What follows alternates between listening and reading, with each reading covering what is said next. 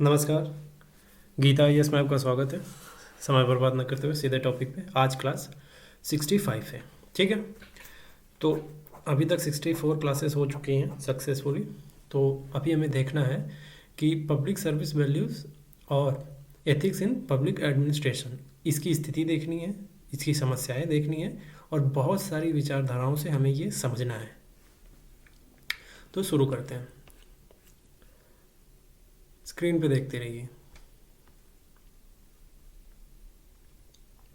लोक सेवा मूल्य और प्रशासनिक नैतिकता, स्थिति और समस्याएं। देखिए, इसमें हम गांधी विचारधारा, सर्वोदय, उपयोगितावाद, कन्फ्यूशियस, ग्लोबलाइजेशन से जुड़े विश्लेषण करेंगे। लेकिन वर्तमान स्थिति क्या है? पब्लिक सर्विस वैल्यूज़ की वर्तमान स्थिति क्या है? क्या अच्छा हो रहा है? देखिए, कुछ जो है अभी कुछ तो ये बचा हुआ है कि कुछ लोग जो है जनता की भलाई, कुछ अधिकारी जो है जनता की भलाई के लिए लगे हुए हैं, ईमानदारी और करुणा से काम कर रहे हैं। ये आज दिख रहा है। जैसे एग्जाम्पल के लिए आरटीआई, कैग, डिजिटल गवर्नेंस, इन सब चीज़ों ने पारदर्शिता, ट्रांसपेरेंसी को बढ़ाया है। तो इसके कारण हम ये समझ पाते हैं कि हाँ, जो जानकारियाँ हम मांगते हैं उसमें से बहुत अधिकांश जानकारियाँ हमें मिलती हैं। जो नहीं मिलती तो वो जो लूप होल है थोड़ा, उससे हमें पता चलता है कि नहीं, अभी भी स्थिति थोड़ी ख़राब है, मतलब पूरी तरीके से 100% ठीक नहीं है। देखिए, कोविड-19 के समय कई आईएएस अफसर, डॉक्टर्स, नर्सेस ने साहस दिखाया था, सेवा भाव दिखाया था। पब्लिक सर्विस का जो वैल्यूज़ है वो बरकरार इन्हीं सब चीज़ों से दिखता है।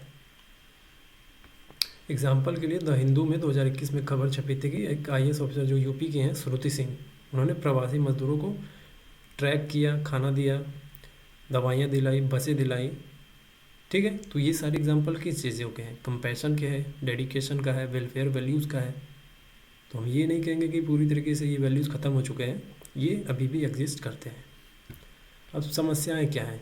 जो मेन समस्या क्या है? मेन समस्या तो यही है कि भ्रष्टाचार है, जवाबदेहिता की कमी है, राजनीतिक दबाव है, संवेदनहीनता है, लाभ की सोच है। हमेशा प्रॉफिट के बारे में सोचना है कि अपना प्रॉफिट कैसे करें, ठीक है। भ्रष्टाचार का मतलब ये है कि पैसे लेकर निर्णय ले लेना, ठेके ठेके पास करना। किसी चीज़ का ठेका मिलता है, मान लीजिए शराब का ठेका लेना है, तो हो सकता है कि शराब का ठेका इलीगल हो कुछ लोगों के लिए, इलीगल शराब बेचते हो, लेकिन पैसे खिला के काम हो जाता है। तो जवाबदेहिता की कमी, गलती होने पर सज़ा नहीं मिलती है, आरटीआई का कोई जवाब नहीं दिया जाता है। राजनीतिक दबाव कैसा है? ट्रांसफ़र एंड पोस्टिंग, नेताओं का हस्तक्षेप होता है। इनसेंसिटिव, जब संवेदनहीनता होती है तो क्या होता है? जनता को टालना होता है, ज़रूरतमंदों से दुर्व्यवहार किया जाता है, मिसबिहेव करते हैं ज़्यादा। तो मानवता से ज़्यादा फ़ायदे का मूल्य पे फोकस करते हैं लोग। 2023 में इंडियन एक्सप्रेस में खबर आई थी ना कि डीडीओ यानी डिस्ट्रिक्ट ऑफिसर, बच्चों के मिड डे मील का पैसा हड़पने का आरोप लगा था उस पर। तो ये वो लूप होल दिखा रहा है। तो मैं क्या बताने की कोशिश कर रहा हूँ? 50-50 बताने की कोशिश कर रहा हूँ कि अगर खराबी है तो अच्छाई है, तो खराबी भी है। अधिकांश रूप से तो खराबी लोगों को दिखती है। तो मैं ये बोलूँगा कि अब बीच का लाइन देखने की कोशिश करिए, सही और गलत। ये सही और गलत के बीच में एक लाइन होती है, सही और गलत, सही या गलत नहीं, सही और गलत दोनों होती है। तो ग्रे लाइन देखने की कोशिश करिए, क्योंकि जब आपको केस स्टडी मिलेगा तो आप उसमें या जैसे वर्ड का इस्तेमाल नहीं कर सकते कि या तो ये होना चाहिए या तो वो होना चाहिए। बीच का रास्ता बोलते हैं इसको। बीच का रास्ता निकालना पड़ेगा, आपको देखना पड़ेगा कि कितनी बातें ठीक है, कितनी बातें गलत हैं, उन सबका मूल्यांकन करना पड़ेगा, तौलना पड़ेगा। अब विचारधाराओं से समझेंगे, 6 विचारधाराओं से। जैसे महात्मा गांधी का सर्वोदय, यानी सर्वोदय का मतलब सभी हितों का उदय होना, ठीक है। अब गांधी जी की बात क्या है? गांधी जी कहते हैं कि अंतिम पंक्ति में व्यक्ति का भला ही असली सेवा। जो लास्ट माइल पे खड़ा हुआ व्यक्ति है, अगर आप उसको उभार लाते हैं या उसका बेहतर कर पाते हैं तो आप असली सेवा कर रहे हैं, ठीक है। तो गांधी जी की सोच से कोई अनजान नहीं होगा। सत्य और अहिंसा, जनता का सेवक बनना, अंतिम व्यक्ति की सेवा करना, इन सब बातों पे वो जोर देते थे। लेकिन आज की स्थिति में इसके अगर लागू किया जाए सत्य और अहिंसा, तो ये बोलेंगे कुछ अधिकारी निभा रहे हैं, कई भ्रष्ट हैं। कुछ निभा रहे हैं, कई भ्रष्ट हैं, मतलब कि अगर 100 है तो उसमें से केवल 5 निभा रहे हैं और 95 भ्रष्ट हैं। तो जनता का सेवक बनना, तो कई अधिकारी रूलर की तरह व्यवहार करते हैं। आज की स्थिति यही है, मतलब अपने आप को मालिक समझना, राजा समझना कि हम राजा हैं, बाकी सेवक स्लेव हैं, इस भाव से काम करते हैं वो। ठीक है, अंतिम व्यक्ति की सेवा करना मतलब योजना बनती है पर लागू कम होती है।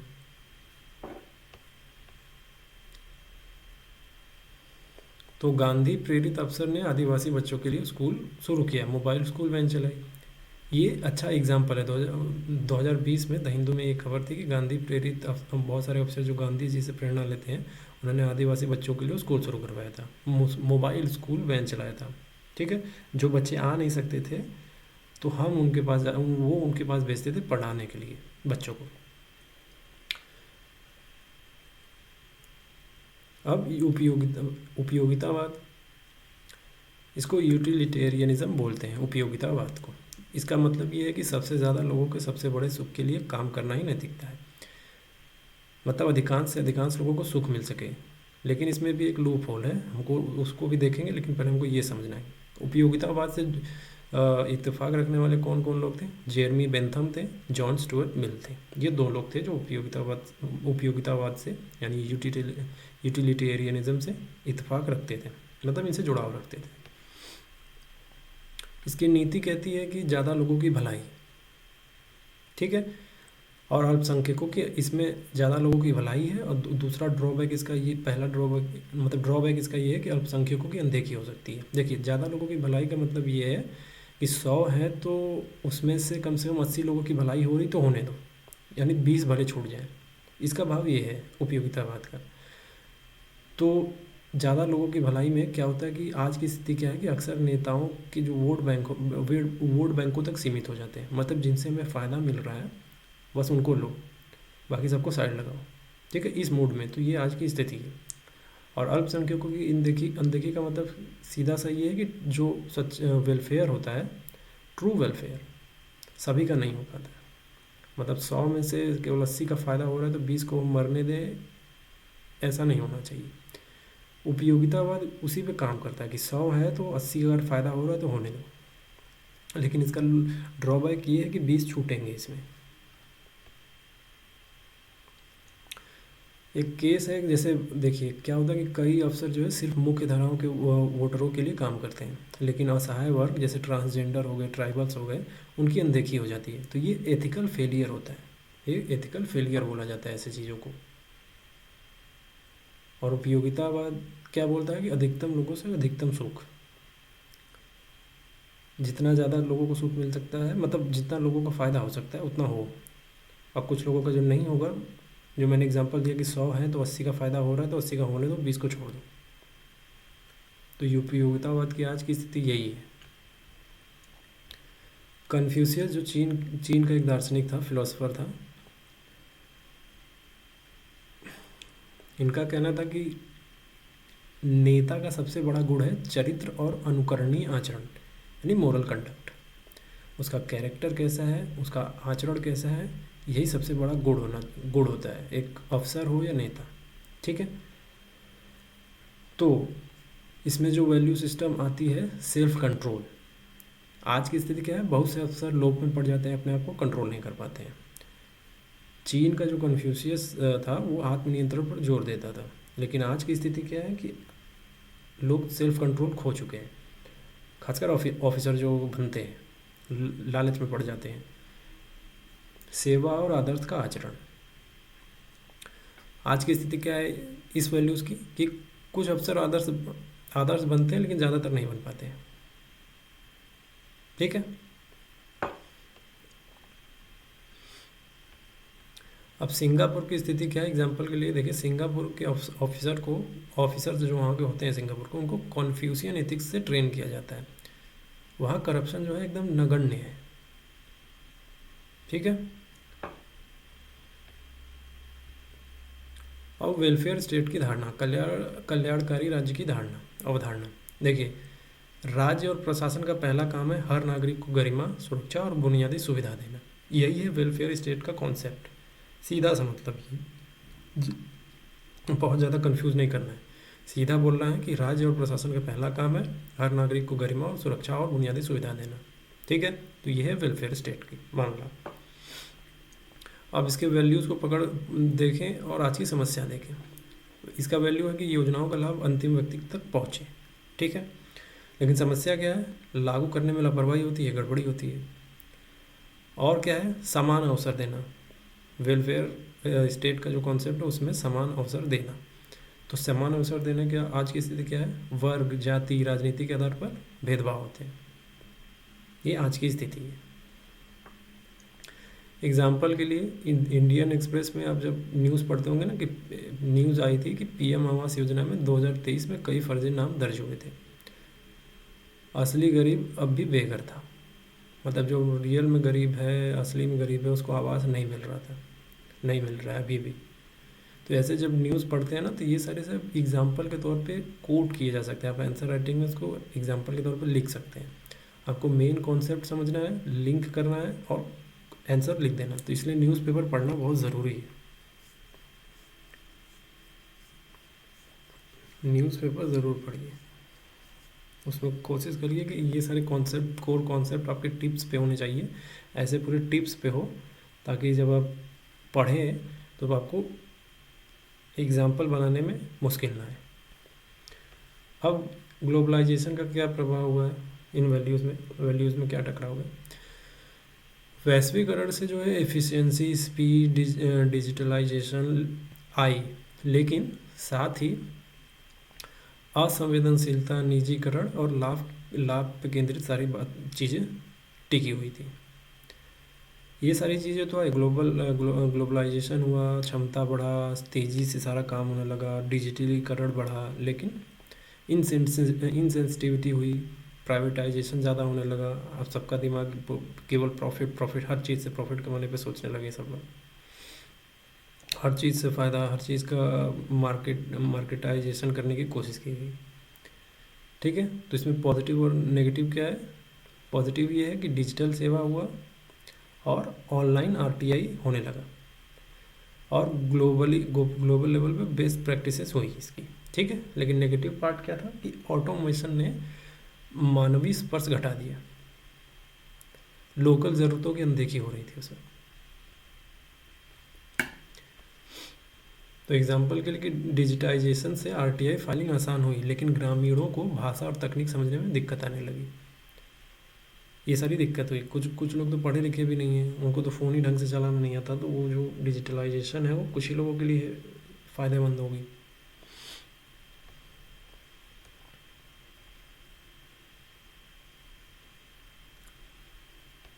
तो कंक्लूजन के तौर पे हम ये बोलेंगे कि पब्लिक सर्विस एक पद नहीं है, एक सेवा और नैतिकता की परीक्षा है।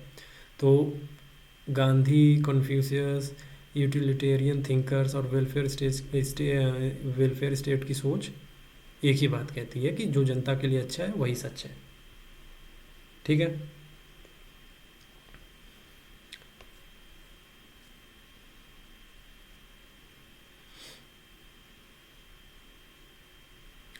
समाधान इसमें लिखा हुआ है, आराम से आप पढ़ लेंगे, समझ में आ जाएगा।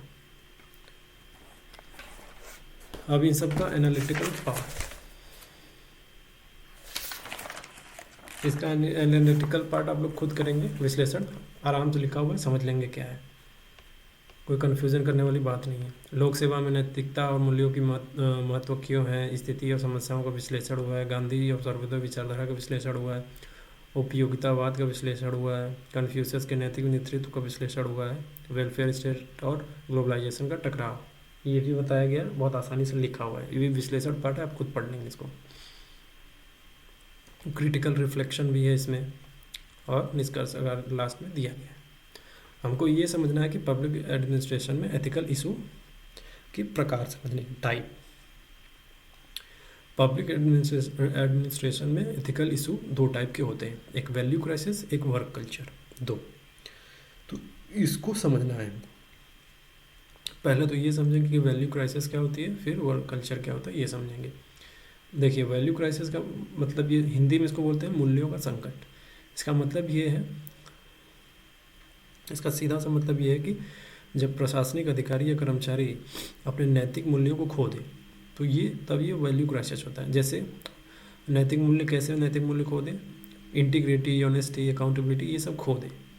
मतलब खो देने का मतलब ये है कि भ्रष्टाचार करने लगे, बेईमानी करने लगे हर चीज़ में। जब अकाउंटेबल बोला जाए कि आपकी जवाबदेहिता बनती है तो कोई जवाब ना दे, बदतमीजी करे, ये सारी चीज़ें, तो इसे बोला जाता है वैल्यू क्राइसिस। वही उदाहरण के लिए भ्रष्टाचार, जवाबदेही का अभाव, सत्ता का दुरुपयोग, पैसे लेकर सरकारी काम न करना या गलत निर्णय लेना, जनता को जवाब न देना, अपने कृत्यों से बचना, अपने पद का गलत इस्तेमाल करना,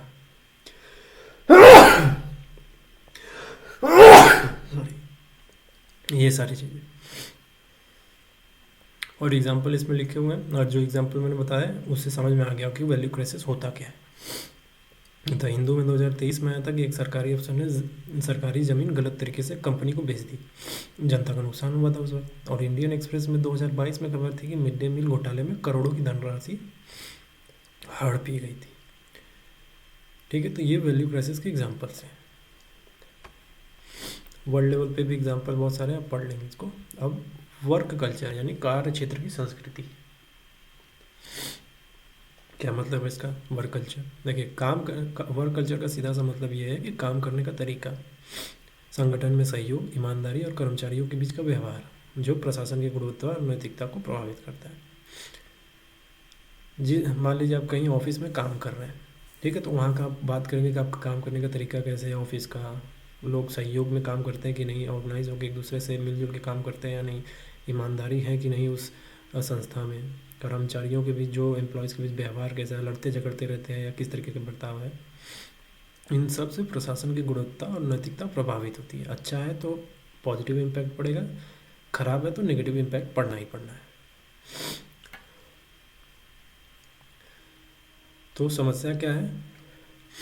आज समस्या ये है कि काम में लापरवाही, आलस्य है, लेजीनेस है, टाल मटोल करते हैं, डिले करते हैं, अनियमितता है, गलत आदेश का पालन या नैतिकता की अनदेखी होती है, राजनीतिक दबाव के कारण सही निर्णय नहीं ले पाते हैं, और ऑफिस में मनमुटाव, अनादर और असहयोग होता है। ये आज की स्थिति है।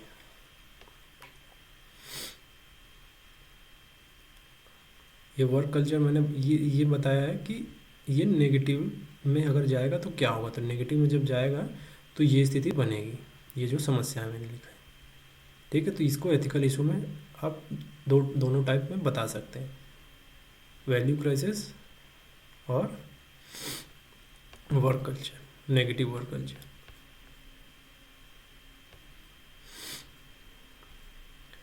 तो महत्व इम्पोर्टेंट बात यह है कि पब्लिक एडमिनिस्ट्रेशन में इन दोनों मुद्दों का समाधान ज़रूरी है, ताकि सरकारी सेवा जनता के लिए ईमानदार और त्वरित और प्रभावी हो। ठीक है, वैल्यू क्राइसिस और वर्क कल्चर में आने वाले एथिकल इशू का एनालिटिकल पार्ट।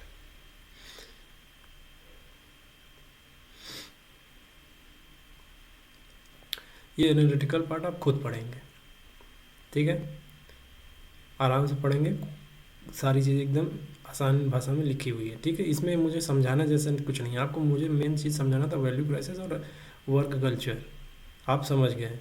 बाकी सारी चीज़ें मैंने लिखी हुई हैं, ये सारी चीज़ें आपको आराम से समझ में आ जाएगा। विश्लेषण पार्ट तो आपको खुद करना होता है ना, लेकिन मैंने करके लिख के दे दिया है, आप खुद कर लेंगे।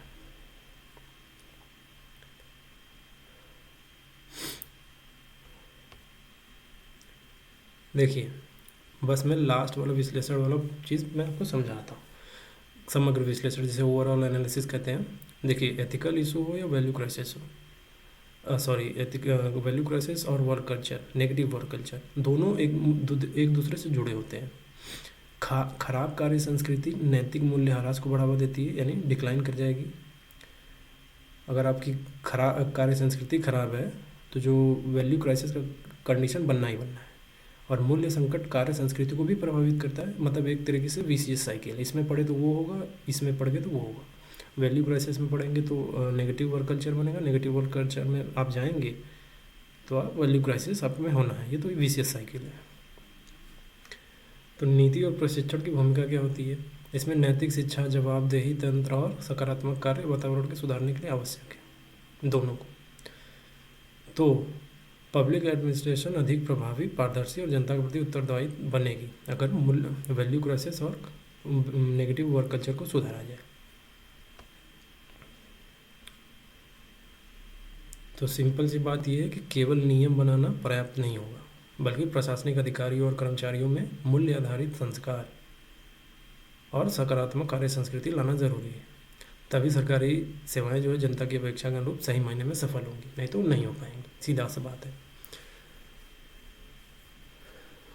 भ्रष्टाचार करने के मूड से कोई आएगा तो वो तो यही करके जाएगा ना, तो वो तो पहले से वैल्यू क्राइसिस में है। अब हमको ये समझना है कि सिविल सर्विसेज में एथिकल प्रॉब्लम यानी नैतिक समस्याओं के वर्तमान हालत को समझेंगे हम दो हिस्सों में, वैल्यू क्राइसिस और वर्क कल्चर को। कैसे? करंट सिनेरियो क्या है एथिकल इशू में? देखिए, वैल्यू क्राइसिस में पहला है इलिटिज्म। वैल्यू क्राइसिस में इलिटिज्म पहला संकट है। विशिष्टता की भावना आना, मतलब कुछ अफसर अपने आप को जो है जनता के ऊपर समझते हैं, मतलब हम यम हैं बाकी सब पानी कम है, इस वाला भाव। ये डायलॉग याद रखिएगा, हम हैं बाकी सब पानी कम है, जो ये भाव है ना, ये है इलिटिज्म का भाव। इलीट समझना खुद को कि हम जनता से ऊपर हैं और बाकी सब नीचे। तो इससे उनकी संवेदनशीलता कम हो जाती है और वे जनता की समस्या को नहीं समझ पाते हैं। ठीक है।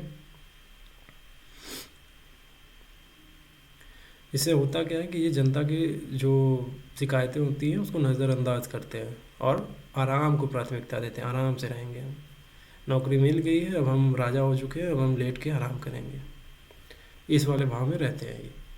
ये वैल्यू क्राइसिस की दिक्कत है। दूसरा क्या दिक्कत है? पावर सेंट्रिक माइंडसेट कि शक्ति केंद्रित सोच ला के बैठे रहते हैं, यानी पद और ताकत का गलत इस्तेमाल करेंगे, जनता के बजाय खुद या अपनी करीबी लोगों को फ़ायदा पहुंचाएंगे। इस मोड में रहेंगे हमेशा। जैसे बहुत सारे सरकारी अफसर होंगे, आप देखेंगे कुछ लोग जो है जो गरीब रहते हैं, जो जिनके में बैकग्राउंड नहीं होता, जिनकी लड़ने की क्षमता नहीं होती, अनएजुकेटेड ज़्यादा होते हैं, तो ये क्या करते हैं, ज़मीन उनके पास होती है तो उनकी ज़मीन जो है गलत तरीके से अपने नाम करवा लेते हैं। ये पावर सेंट्रिक माइंडसेट का सबसे गंदा एग्जाम्पल है। मतलब एग्जाम्पल ये है, जो हरकत इसमें ये करते हैं वो गंदा है। लेस सेंसिटिविटी, ये वैल्यू क्राइसिस का तीसरा भाग है। किसी सेंसिटिविटी नहीं होती है, गरीब हो, महिला हो, वंचित हो, इनके प्रति इनको कम ध्यान देना होता है, कम ध्यान देते हैं इस पर, योजनाओं को सही ढंग से लागू नहीं करते हैं। आप देखते होंगे कि कोई एग्जाम्पल के लिए कोविड-19 राहत कार्यों में कई बार सरकारी अफसरों की संवेदनहीनता की खबरें आई थी। आपने पढ़ा होगा द हिंदू को 2021 में जब न्यूज़ आ रहे थे, उस वक्त बहुत तेज़ी से ऐसी खबरें आने लगी थी। और वैल्यू क्राइसिस में क्राइसिस ऑफ एनोनिमिटी यानी गुमनामी की समस्या, संकट। कई बार अफसर अपने कर्तव्यों को छुपाते हैं या जिम्मेदारी नहीं लेते, जनता के सामने जवाबदेही कम देते हैं। मतलब हम क्यों जवाबदेही इस वाले मूड में रहते हैं। अगर जनता ने गलती से पूछ लिया कि ये क्या है, तो तुरंत ये तो अभद्र भाषा का इस्तेमाल करेंगे, उसको बोलेंगे कि तो हमको समझाओगे। अपने आसपास ने देखा होगा बहुत सारे जगहों पे, पुलिस स्टेशन में देख लिया होगा, या फिर कहीं आप डीएम ऑफिस या कहीं आसपास के ऑफिस में जाते होंगे तो बदतमीजी वो कर देते हैं। ठीक है। तो जवाबदेही से बचने का उनका तरीका है कि चिल्लाओ, डराओ, ताकि शांत हो जाए। अगर वही चिल्लाने डराने से बात नहीं मानी जाएगी तो पे उल्टी सीधी हरकतें करेंगे फिर वो। और पांचवी बात है लेस नॉन पार्टिजनशिप, यानी कम निष्पक्षता होती है। राजनीतिक दबाव में आकर कुछ अधिकारी पक्षपाती फैसला ले लेते हैं, इससे प्रशासन की विश्वसनीयता कम हो जाती है। ठीक है। रेड टेपिज्म चलता है। रेड टेपिज्म यानी कागजी कार्रवाई और जटिलता, मतलब कि काम को पूरा करने में बहुत समय लग जाता है। रेड टेपिज्म का मतलब है कि फाइलों पे फाइलें चढ़ती जाती है, समय खूब लगता है। अनावश्यक कागजी कार्रवाई में परेशान करेंगे लोग, इससे जनता परेशान हो जाती है। यह है वैल्यू क्राइसिस का। वैल्यू क्राइसिस में क्या क्या समस्याएं हैं, ये चीज़ें बताई जा रही हैं। तो एक बार फिर से रिकैप करते हैं। देखिए, वैल्यू क्राइसिस में क्या क्या है? इलीट समझना खुद को, पावर सेंट्रिक माइंडसेट रखना, लेस सेंसिटिविटी होती है, क्राइसिस ऑफ एनोनिमिटी होती है, लेस नॉन पार्टिजनशिप होता है, रेड टिपिज्म बहुत ज़्यादा होता है। ठीक है, यानी सरकारी योजनाओं के लाभ के लिए महीनों की फाइलों की परतें बन जाती हैं, फाइल पे फाइल, फाइल पे फाइल, फाइल पे फाइल चल रही है। अब नेगेटिव वर्क कल्चर का बहुत सारे सब पॉइंट्स हैं, उसको समझेंगे। देखिए, ओवर प्रोटेक्शन यानी अधिक सुरक्षा और बचाव की भावना, यानी अधिकारी गलती स्वीकार करने के बजाय खुद को बचाने की कोशिश करता है। मतलब गलती स्वीकार नहीं करेगा, हम क्यों गलती करती है। अभी आपने देखा होगा कि एक वीडियो वायरल हुआ था कि एक लॉयर था, पुलिस स्टेशन था, राजस्थान पुलिस स्टेशन का मामला है। राजस्थान पुलिस स्टेशन में वो लॉयर है और एक जो है पुलिस ऑफिसर जो है यूनिफॉर्म में नहीं है। यूनिफॉर्म में नहीं है तो वो पुलिस वकील ने पूछा उनसे, लॉयर ने पूछ लिया कि आप यूनिफॉर्म में क्यों नहीं है। तो वहाँ का जो एसएचओ है वो क्या कह रहा है कि तुम कौन होता है हमसे पूछने वाला। तो उन्होंने बोला मैं सिटीजन हूँ और ये मेरा अधिकार है पूछना। अब जो नॉन यूनिफॉर्म में है मैं उसको सारी जानकारी क्यों दूँ, मुझे पता तो चलना चाहिए सामने वाला कौन है। इतने में वो गुस्सा हो गया कि हमसे पूछेगा तो कि जिस तरीके की उसकी भाषा इस्तेमाल किया उसने कि हमसे पूछेगा तो कि हम कौन है, ले अंदर इसको। तो इस तरीके की भाषा आपने देखा होगा वीडियो में। तो ये ओवर प्रोटेक्शन का एग्जाम्पल है कि अपनी गलती स्वीकार नहीं करनी है, खुद को बचाने की कोशिश करना है। ये सुधारात्मक कदम नहीं उठाते हैं। ठीक है, ये ओवर प्रोटेक्शन का एग्जाम्पल है। रिचुअलिज्म यानी रस्म रिवाज में फंसा कर, रिचुअलिज्म यानी नियम कानून को बिना समझे सिर्फ निभाने, रिचुअल बना लेना, यानी कोई रूल है, कोई लॉ बना है, उसको समझना नहीं, बस लागू करो, उसको निभाओ आँख बंद करके। उसका परिणाम भले कोई कुछ भी हो जाए, उसका खराब परिणाम में बेकार मिले या किसी का नुकसान हो जाए उससे, फिर भी लागू करो। ये रिचुअलिज्म को फॉलो करना। वर्क कल्चर की बात करना, नेगेटिव वर्क कल्चर।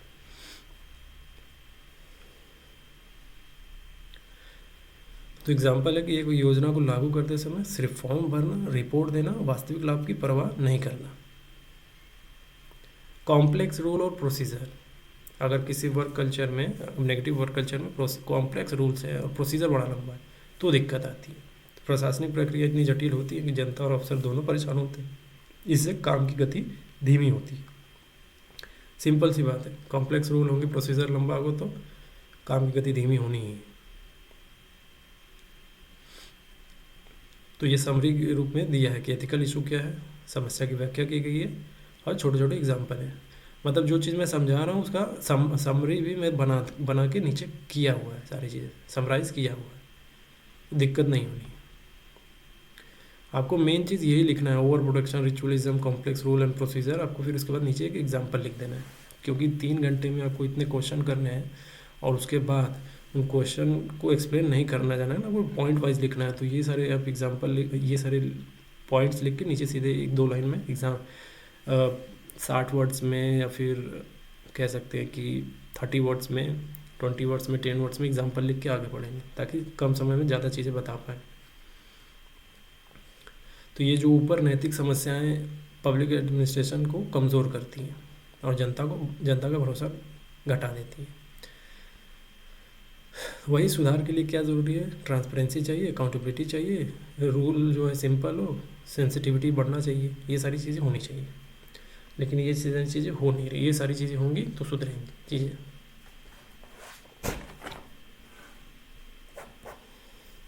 अब हमको ये समझना है एडमिनिस्ट्रेशन में एथिकल स्टेटस के डिटरमिनेंट्स क्या है, यानी कारक क्या क्या है।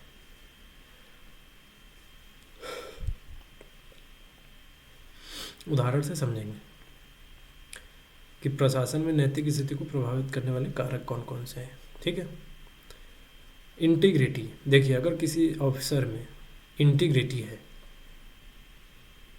तो क्या होगा? बिना स्वार्थ के काम करेगा, यानी सच बोलेगा, बिना स्वार्थ के काम करेगा। और नहीं होगा तो दिक्कत है। तो बिना इंटीग्रिटी के प्रशासन भ्रष्टाचार और अविश्वास का शिकार होगा। सिंपल सी बात है। दूसरी चीज़ क्या है? ये फैक्टर है, ये फैक्टर है, एथिकल स्टेटस के फैक्टर है। अगर ये चीज़ है तो ठीक है, अगर नहीं है तो प्रॉब्लम है। अकाउंटेबिलिटी, अफसरों को अपने कार्यों के लिए जनता और सरकार के सामने जवाब देना, ये अकाउंटेबिलिटी है। अगर ये है तो अच्छी बात है, नहीं है तो जवाबदेही से प्रशासन अजवाबदेहिता से प्रशासन में भ्रष्टाचार बढ़ता है। ठीक है। ट्रांसपेरेंसी, प्रशासन के फैसलों और कार्यों का खुला रहना। पारदर्शिता से क्या होती है, भ्रष्टाचार कम होती है और जनता की भागीदारी बढ़ती है। इम्पार्शियलिटी और नॉन पार्टिजनशिप, बिना किसी पक्षपात के काम करना है। यानी चुनाव आयोग के अधिकारी जो सभी पार्टियों के प्रति निष्पक्ष रहते हैं, अगर वो नहीं रहेंगे तो दिक्कत होती है। फेयर इलेक्शन नहीं होंगे, अगर रहेंगे तो फेयर इलेक्शन होंगे। Commitment to the public service, जनता की भलाई के लिए पूरी लगन से काम करना, अगर ये है तो ठीक है, सिंपल सी बात है। क्योंकि पीछे जितने भी क्लासेस अभी हो गई होंगी, बस आप ये टॉपिक सुनते ही आप समझ जाते होंगे कि क्या है वर्तमान स्थिति, क्या है इसका और इसमें क्या होना चाहिए, सब आपको पता है। मैं बस टॉपिक बता रहा हूँ आपको, क्या क्या टॉपिक में क्या है, सब टॉपिक में क्या है। लीगल और एथिकल अवेयरनेस, अधिकारियों को कानून और नैतिकता की समझ होना चाहिए, लेकिन देख के लगता है आप लोगों को है। तो कोर्टों के आदेशों का पालन करना और भ्रष्टाचार से बचना। ऑर्गेनाइजेशनल कल्चर, जिस संस्था में अधिकारी काम करता है वहाँ की कार्यशैली, नियम और मूल्य। ऑर्गेनाइजेशनल कल्चर, खराब संस्कृति जो है नैतिकता का पतन करेगी, अच्छी संस्कृति नैतिकता का उदय करेंगी, सिंपल सी बात है। लीडरशिप, अच्छे नेतृत्व से नैतिकता को बढ़ावा मिलता है। अभी हम जो भी इस टॉपिक ले रहे हैं हम उसको सीधा एथिकल चीज़ों से जोड़ रहे हैं कि इससे नैतिकता को क्या प्रभाव पड़ता है, पॉजिटिव पड़ता है, नेगेटिव इम्पैक्ट पड़ता है, वो सब। तो अच्छे नेतृत्व से नैतिकता को बढ़ावा मिलेगा। आप समरी टेबल देख लीजिए एक बार जल्दी। फैक्टर कौन कौन से? इंटीग्रिटी, ईमानदारी, सत्यनिष्ठा, भ्रष्टाचार के बिना काम करना है। अगर ये अकाउंटेबिलिटी, जवाबदेही, गलती के लिए जिम्मेदारी लेना है, ये सारी चीज़ें, सभी चीज़ें। तो प्रशासन की नैतिक स्थिति इन सारे कारकों पर निर्भर करती है। कोई भी एडमिनिस्ट्रेशन है उसके जो एथिकल स्टेटस है वो सब इन्हीं फैक्टर पर डिपेंड करेंगी। जब ये सही दिशा में हो तभी प्रशासन जनता के लिए ईमानदार, जवाबदेह और प्रभावी बनेगा। नहीं होगा तो नहीं होगा। प्रशासन एथिकली स्ट्रांग नहीं है, सीधी सी बात है।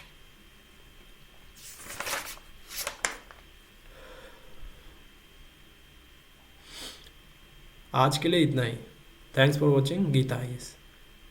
PDF का लिंक आपको डिस्क्रिप्शन में मिल जाएगा। और रही बात इसके आगे, तो इसके आगे कल पढ़ेंगे। Thank you.